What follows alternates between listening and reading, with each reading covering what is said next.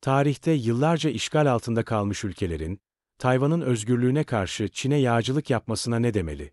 Çin, Kazakistan'da Orta Asya zirvesi düzenledi.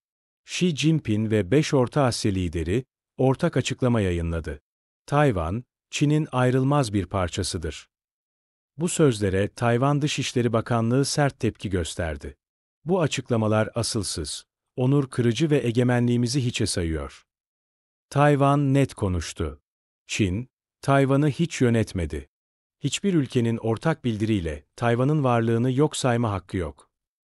Çin, bu tür zirveleri Tayvan'ı uluslararası alanda yalnızlaştırmak için kullanıyor.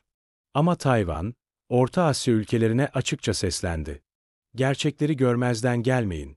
Çin'in baskı diline alet olmayın. Son mesaj çok net.